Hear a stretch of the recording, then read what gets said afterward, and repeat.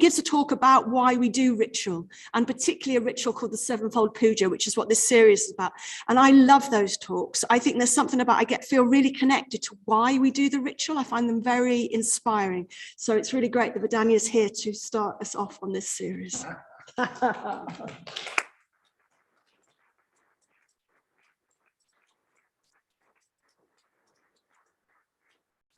No pressure then, Salutation.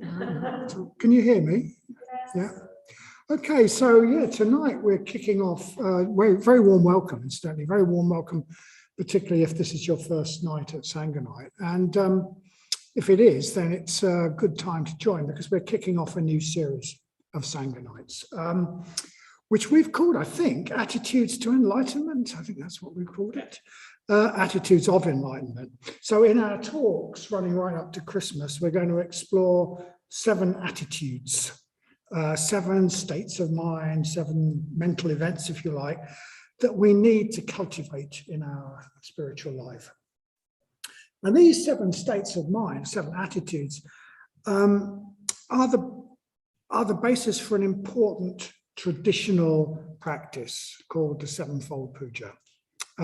So we're going to be exploring these states, these attitudes, partly as aspects of the practice of the puja and partly as states of mind that we need to cultivate in our everyday life. So we'll have talks on the various stages and personal short talks where people tell us about their own experience, and we might even do a Sevenfold Puja.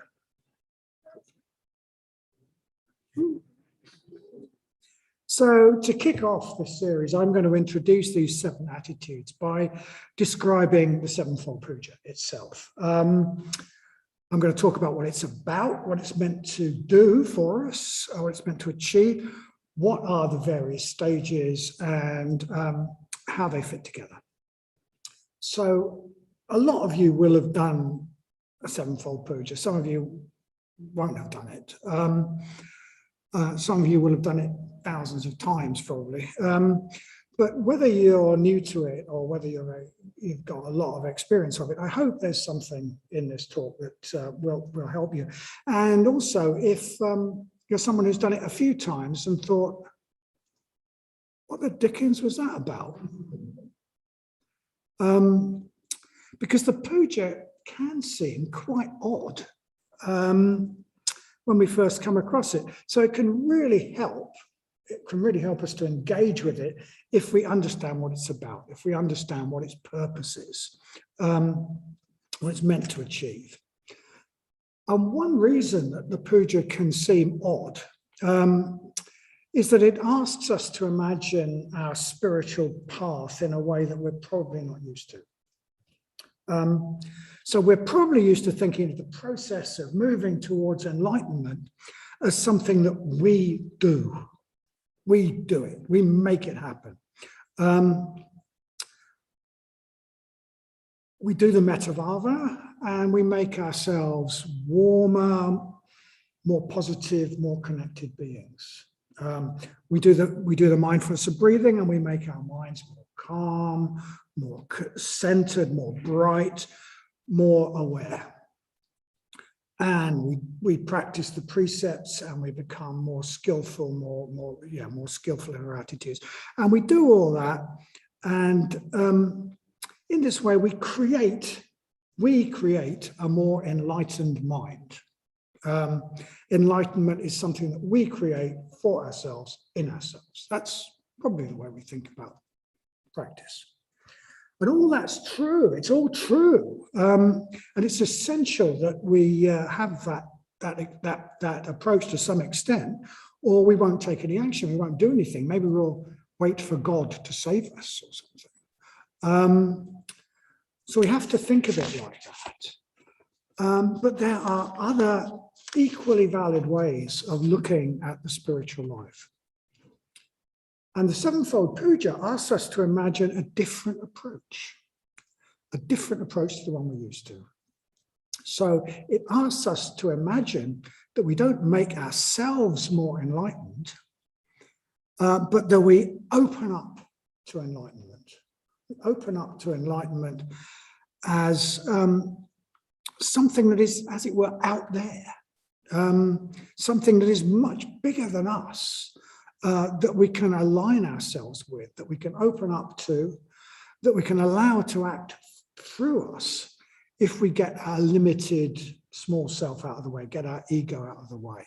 So we don't so much, in this approach to practice, we don't so much make ourselves enlightened as we get ourselves out of the way, so that enlightenment can happen through us. And it might seem like, well, how can you have two completely conflicted approaches, and one of them's got to be right and one of them's got to be wrong? But it's not quite like that in the spiritual life. They're both sort of partial. We actually, I think, need both approaches. So we could say in this approach of getting ourselves out of the way, that what we're doing is, if you like, getting small mind out of the way so that big mind can express itself. I owe those terms to, I think, a Zen teacher called Shinryu Suzuki, who wrote a book called Zen Mind's Beginner's Mind. And he talks in those terms, big mind and small mind, and letting go of small mind, getting into big mind.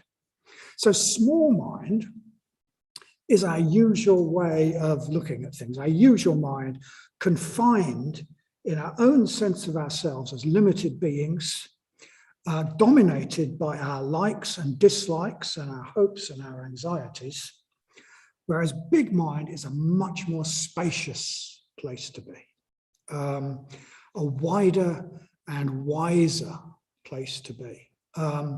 Up in the clear blue sky, we could imagine, above our limited individualism, where we are freed up from our wants and anxieties, where our mind is clear and spacious, in community with others and in community with the world around us.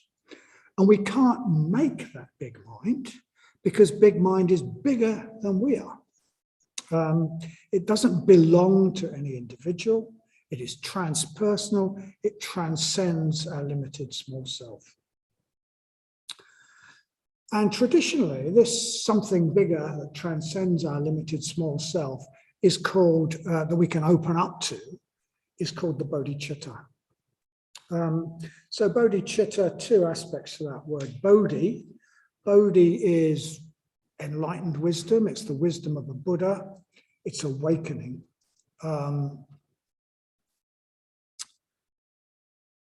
Chitta can mean both heart and mind. They're not sort of separated. So bodhicitta, enlightened mind, awakened heart, awakening heart, something like that. And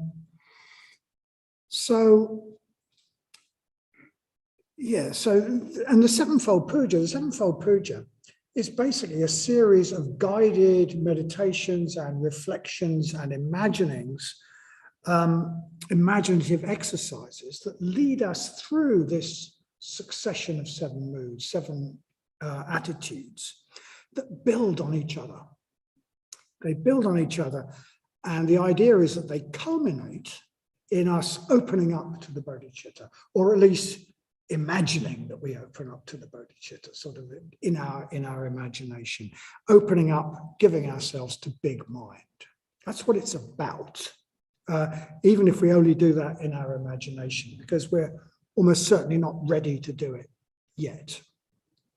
In our imagination, rehearsing getting our small selves out of the way, giving ourselves to something much more expansive and bigger. So yeah, the combination, we give ourselves as a resource to all beings. We offer ourselves as a resource to the universe. That's the sort of culmination, at least in our imagination.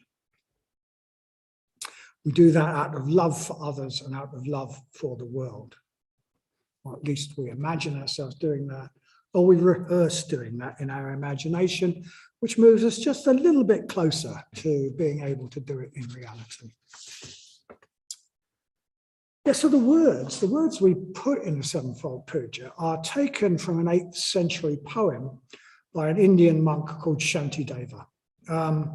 called, and the poem is called the Bodhicharya Avatara, and it's seriously famous. It's seriously famous. The Dalai Lama says it's his main inspiration in practice, that he reads it every day. It was the first text that Sangha, the founder of Triratna, led study on with his order members. Seriously, seriously important text. The Bodhicharya Avatara, which means the guide to the path to enlightenment, something like that. Guide to the path of wisdom, sometimes translated as guide to the bodhisattva path. So basically the sevenfold puja occurs in the first 2 chapters of this text. Maybe it's 3, I can't remember now. Anyway, beginning of this text. But Shantideva didn't invent the practice. The practice was there quite early on. It's in some sutras, some texts from quite early on. But what Shantideva did was use his skill as a Sanskrit poet to make it as effective and moving as he could. So we use his words. We use a condensed and edited version, or we use several slightly different condensed and edited versions for different purposes of his words.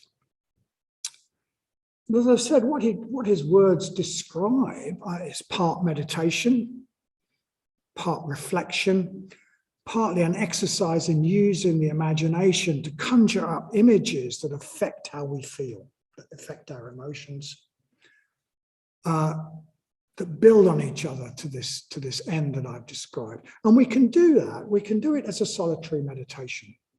So we could sit there and go through these various, repeat in our mind the words and go through these various stages. But we usually do it as a collective ritual. And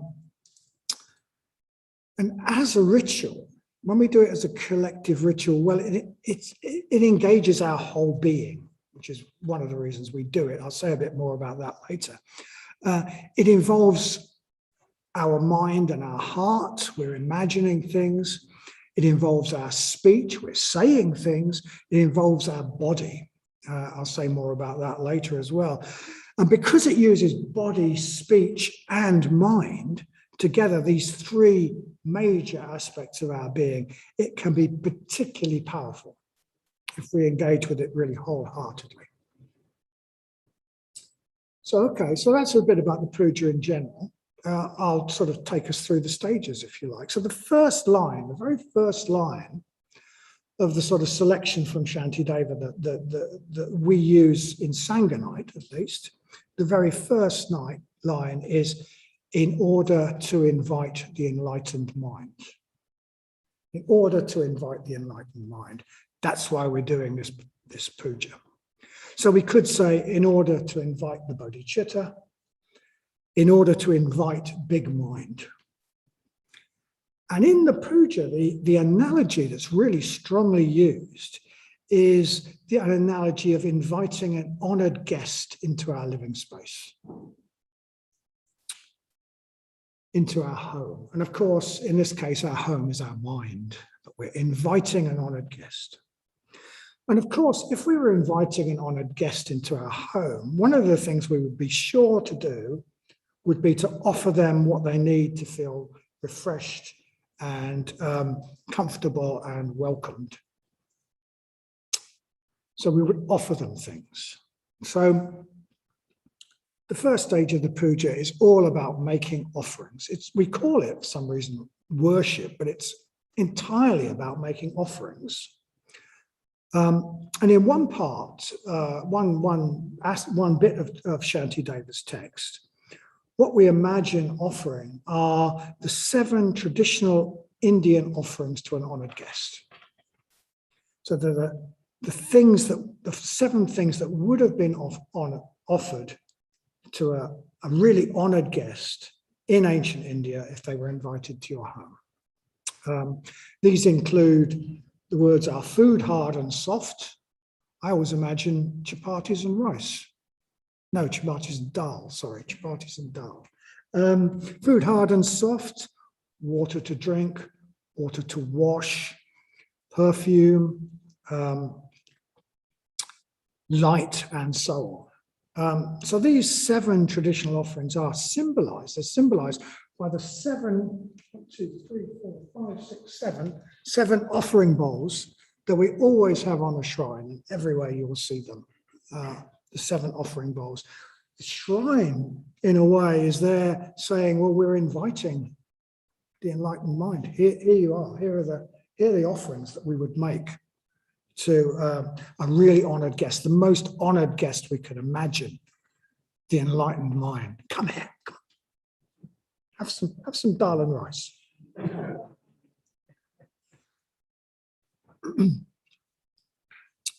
So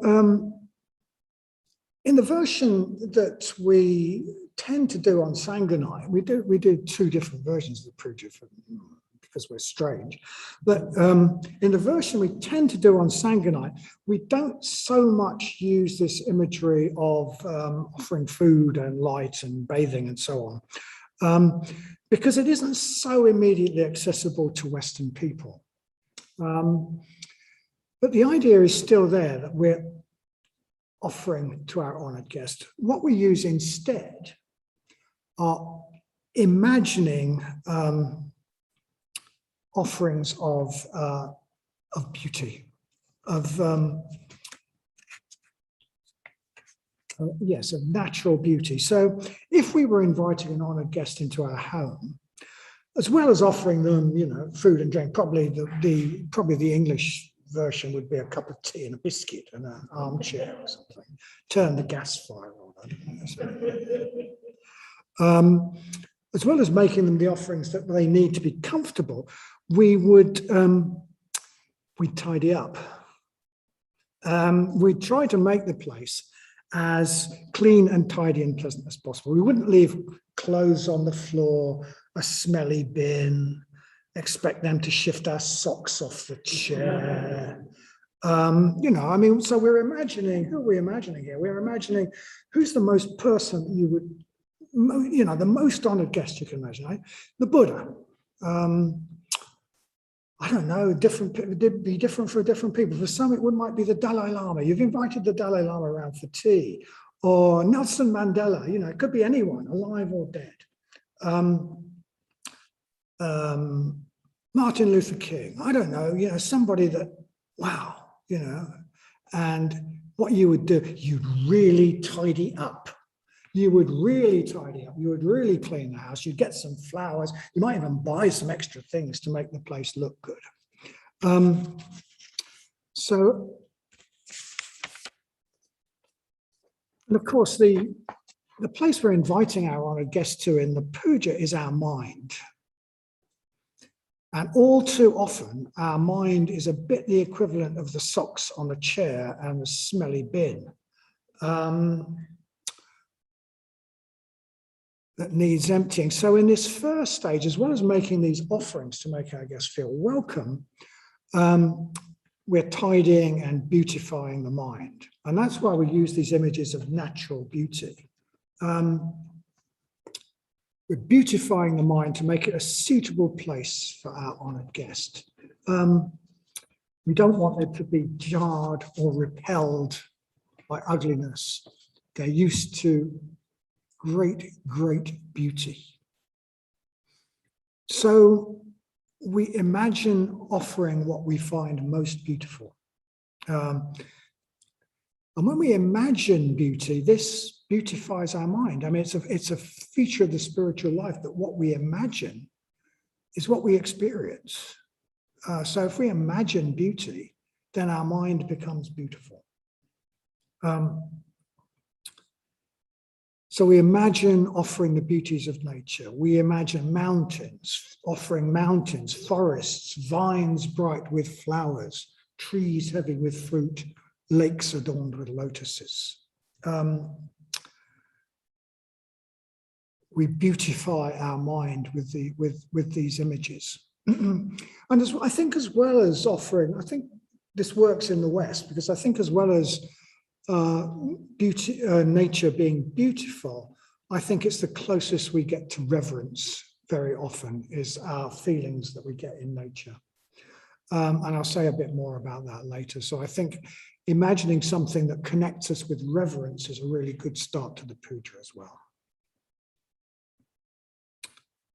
So having done what we can to make our honoured guests comfortable and welcome, having offered them pleasant things and made our mind more beautiful, beautified our mind, we extend this sort of invitation to them by chanting a mantra. What we do is chant a mantra. Mantras symbolize a being who embodies the enlightened mind. Different beings who embody the enlightened mind have different mantras. So as we chant a mantra together, we're invoking some embodiment of the enlightened mind. We bring some aspect of the enlightened mind into our awareness. And as we do this together, we chant a mantra. Those of us who feel comfortable with it symbolically act out this attitude of offering by offering to the shrine, offering incense, candles, perhaps something that people bring, offering it to the shrine. So we make offerings to the shrine, acting out this act of offering. And as we do that, we bow, if we're comfortable with it. So we don't just engage our mind and our speech, we engage our bodies as well. And this makes it particularly powerful, particularly effective. Making offerings and bowing physically, the act of making offerings physically and bowing physically has way more emotional clout than just saying some words. And that's why it can be really difficult, especially at first. You don't have to do it. We're not going to grab you and make you do it, but it can. I mean, I remember, I don't know how long it took me before I'd do that, make an offering. Because it's real, isn't it? I mean, we can talk about no self and going beyond the ego, but we're really going beyond the ego. We're really, as it were, putting the ego to one side if we express our reverence for something by bowing. It's a very real challenge to the ego. So the Zen teacher that I talked about earlier, Shinryo Suzuki, in his Zen Mind, in his book Zen Mind, Beginner's Mind, he devotes a chapter, it's a Dharma talk, to bowing. And he says bowing is the most important practice. Bowing is the most important practice because bowing is a real going beyond the ego, not an imagining it. Anyway, he says that. I'll leave you to think about that. But this act of bowing moves us on to the next stage of the puja, the second stage of the puja, which we call salutation. Slightly odd word. Sort of, for me, it conjures up, salutation is a respectful greeting. And in the context of ancient Eastern culture, that did not mean howdy. It meant bowing at the very least, a really respectful greeting for someone we really admire. So having invited the enlightened mind, the Buddhas and Bodhisattvas, having invited them into our experience in the first stage, we conjure up the image of ourselves bowing to them. We may have already bowed physically, but we conjure up this image. By bowing, we're acknowledging that the Bodhicitta is bigger than we are, that the Buddhas and Bodhisattvas stand above us. And in fact, what the verses in the second stage ask us to do is to bow as many times as there are atoms in the 1,000 million worlds. It strikes me that could take a very long time if we do it sequentially. So it might be because of that it would take a very, very long time. Maybe that's why some of the commentaries, some of the traditional commentaries on this practice tell us not to imagine the atoms do it one after another, but to imagine ourselves every atom, well, to imagine that as we bow, every atom in the universe bows with us. And I find that a really powerful image. It's as though it's not just that I'm bowing, it's like the universe is bowing and I am just joining in with this act.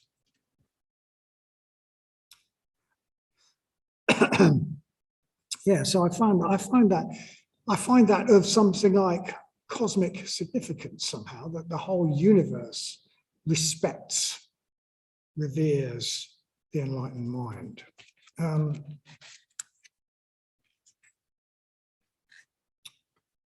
We're just joining in. So that's the second stage. The second stage is about bowing to our honored guests, showing them respect and even reverence, acknowledging that there are things about the Buddhas, the Bodhisattvas, the Bodhicitta that we can only aspire to. And we show this with our mind, and we show it with our voice, and we show it perhaps with our body. We bow. So we imagine ourselves bowing to each of the Buddhas of the, well, how am I doing for time? I'm actually looking at what clock. Sorry? Oh, blimey, okay. Better get a move on. Okay, so in these first two stages, what we're doing is expressing reverence for our honored guest, for the enlightened mind, for the Bodhicitta, for all the great beings who've expressed the enlightened mind in their lives. And reverence is an unpopular emotion in our society, partly because it's sometimes been abused, actually. But in fact, the ability to feel reverence it's a necessary part of the spiritual life. So there's a sutta called a Discourse of the Buddha in Pali, the oldest sort of discourses, called the Gaurava Sutta, which means the discourse on reverence. And in the Gaurava Sutta, the Buddha makes a strong statement. He says, a man without reverence is unhappy. We would say a person without reverence is unhappy. For some reason, the translators often make this a man with nobody to revere or obey is unhappy, but that is not what the Pali says. The Pali just says a man without reverence is unhappy, or a person without reverence is unhappy. A person who cannot look up, who cannot have a sense of serving something greater, being in relationship to something greater than themselves, their own desires, is going to be an unhappy person, a person who's cut off from what's best in themselves, best in the universe. If we think there's nobody and nothing that we can look up to and respect, we're in a sorry state, actually. We're in a sorry state. We're completely trapped in our own little ego with no, as it were, skylight up to higher levels of reality. We're the greatest thing there is, so no development is possible. There aren't anybody else further along the path, etc. So, but actually, although reverence is an unfashionable emotion, and although lots of people come here, for example, initially say they don't feel any, I think we all feel it. I think we all feel it, or we have the capacity. If you invited the person you respect most in the world into your house, again, who would it be? I don't know, the Dalai Lama, Nelson Mandela, Gandhi, the Buddha, Sangha. They came to your home, I think you'd feel a bit shy. I would. A bit humbled. A bit awed on your best behavior. With a desire to please. Albert Einstein, I don't know, who would it be? You wouldn't say, well, there's tea in the cupboard, make yourself a cuppa if you fancy. There'd be respect. There would be awe. There would be a desire to serve. All those components of reverence would be there. And I bet also, if you're out alone in the grandeur of nature, maybe in front of a vast sunset in the high mountains, or looking out over a distant view, or maybe looking up at the immensity of the universe on a starry night, I would wager that, again, there's a feeling of awe and reverence for something so much bigger than ourselves, something that dwarfs us. And we all know that is not a negative emotion. It's a feeling that sends shivers up the spine. It's one of the high spots of life when we feel that. And that is also reverence, in a different key maybe to the reverence we might feel for a person. So I think we all feel reverence. An important part of our practice is allow ourselves to feel that reverence, to not block it out, to nurture it, to seek it out as a positive quality. Let it grow. And it's a really important part of our practice in the puja, because it prepares the way for what follows. And it's an important practice in our life, because a person is unhappy without reverence, basically. Without reverence, we've nothing to aim for, we've no vision of something higher than ourselves. So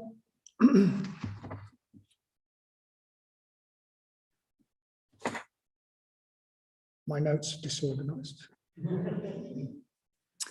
Having expressed our respect, reverence for our honored guest, the next stage is called going for refuge. Going for refuge is Buddhist code. It means committing ourselves. It means placing our heart on something, making it what we're about. So if we invited an honored guest into our house, we would want to align ourselves with them. We would want to, as it were, be part of their project. If we honor them so much, feel so much about them, we want to be part of their project. So we wouldn't sort of, I don't know, invite Nelson Mandela in and then sort of make racist comments, for example. You know, we'd want to align ourselves with them. So that's what we say. I'm going to seek to be more like you. Basically, I'm going to seek to be more like you, and that's what the going for refuge means. And as we do that, as part of that, we chant in Pali. We chant the precepts about kindness, generosity, so on. These major components of a Buddhist life. These are what it means to go for refuge, to practice these. So we commit ourselves. We say, I'm gonna actually do the things that make me more like you. I'm going to do the things that you represent. But having done that, we may get a pretty sharp idea where we don't do that.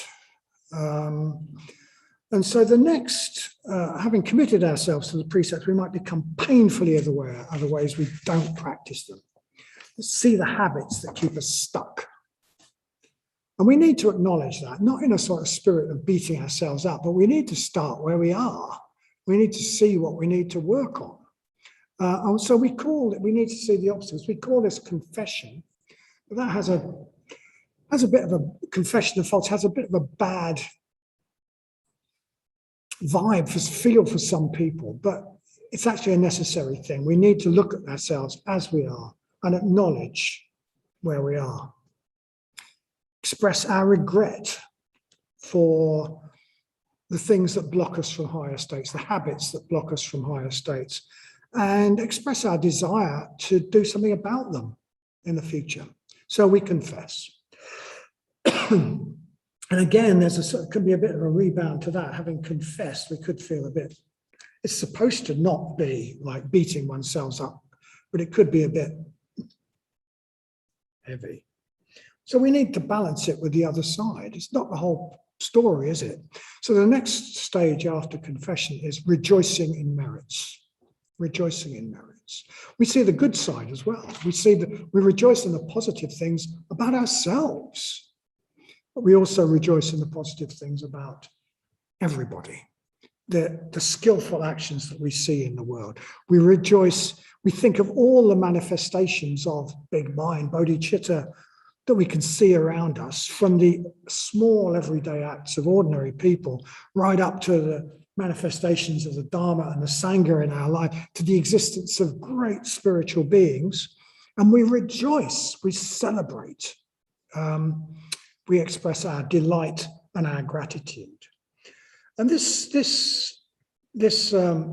attitude of rejoicing in merit, of rejoicing in ourselves, but also rejoicing in others, is just like a really important aspect of our spiritual life, a really important attitude to have. It's described as being, if we can't rejoice in merits, we only enjoy the flowers in our own garden, not the flowers in everybody's on the park, etc. And what it's doing is, again, it's aligning ourselves with the Bodhicitta. It's saying we're on the Bodhicitta's team. We're on Big Mind's team. If we support a team, Sheffield Wednesday, we're in Liverpool, then we don't have to score the goals to rejoice, thank heavens, because otherwise there'd be in trouble probably. We rejoice at any success of theirs. So it's as though we're expressing, we share the success as one of the Big Mind's supporters, if you like, or even better, one of the players on its team. So we rejoice every time we see a goal, if you like. If someone else forges ahead and on the path, we rejoice just as much as if we did. We rejoice in other people's qualities. And we make it actually a really important practice here to rejoice in merits, to rejoice in other people's merits. If you come to the Mitra ceremonies that we talked about earlier, you will hear people rejoicing in people's merits. It's a really important practice. It opens the heart and it creates the most wonderful atmosphere. So yeah, rejoicing in merits, something that we do in the puja, but we need to do much more than we do, because all too often what we do is the opposite. We look for the negative. So after rejoicing in merits comes what's called entreaty and supplication. And this is effectively, it's asking for a teaching. We're showing receptivity. We're showing that we're open to higher influence. Our guest, we might be asking our guest for some advice. We want to be taught. We want the bodhicitta to influence us. So all too often we think we know it all, and we've got our views and opinions and they're right, and then we judge the Dharma by that. Well, that can't be right because it doesn't fit with my views. Actually, if our views are right down the line, the Dharma's got nothing to offer us. And if we're not open to something higher than us, then we're stuck. So we need to develop this receptivity, openness, welcoming new teachings, even if they challenge some of our old positions. And at that point in the puja, we hear a reading. So we hear some of the Buddha's words. And then we chant what's called the Heart Sutra, which many people will know by heart, which is really puzzling. And it sort of puts whatever teaching we've heard in context of, this is deep stuff. This is deep stuff. There's a depth to the Dharma that we can't just fathom with our intellect. And then lastly, we come to the dedication of merit and self-surrender, the last phase. That's what it's been preparing us for. The climax. We dedicate ourselves in our imagination. We rehearse giving ourselves to the universe, opening up to Big Mind, opening up to the mind that connects us to all beings. And we rehearse it. I say we rehearse it because I don't suppose we're ready to do it yet. I mean, if it was a one-off thing, we did the puja and then bang, we're bodhisattvas, wouldn't that be great? But it's not quite like that. So we're rehearsing it. It's a bit like children play at being cowboys or shopkeepers or whatever, and it prepares them for it. We're preparing ourselves to become a bodhisattva. There's part of us wants to do that, and it's strengthening that. It's strengthening that. So we say, with no sense of loss, I give myself to all beings. I give my merits for the benefit of all. And we continue in the same vein. We probably can't mean that totally, but we shouldn't let it worry us. It's a rehearsal. And that's the culmination of the puja, self-surrender, giving ourselves to the Bodhicharya, to opening up to big mind.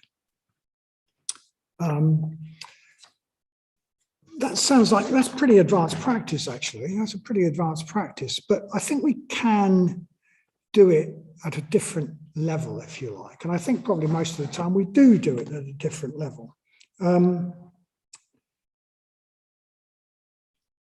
It can work at lots of levels. So it can work at a more down-to-earth, less exalted level as a way of expressing our shared values and our shared aspirations, strengthening our community and our commitment to those values. So we usually do it as a shared ritual.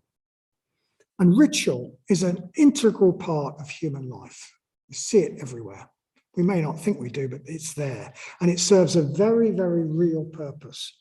It gives meaning and weight. It strengthens the bonds that tie us together. It expresses our solidarity with each other. And it creates a public shared reality that we all take part in. So I think it was the psychologist Erich Fromm coined the phrase rational ritual. And he described rational ritual as shared action expressive of common strivings rooted in shared values. And that's not a bad description of what Buddhist ritual is about and why ritual is such an important part of all schools of Buddhism. Ritual is shared action in which we express and strengthen the values and aims that we have in common. So it brings us together and it gives weight and meaning to what we're doing together. It gets our emotions behind it. When we do ritual, we express and we strengthen our shared commitment to the Dharma, and we imbue that with weighty meaning, with the weighty meaning it deserves. And we make it part of our shared public reality, that we're all doing this. And this strengthens the bonds of metta and friendship that bind us together as a community. It helps us to become a Sangha. And the more we become a Sangha, the more each of us will benefit spiritually as an individual.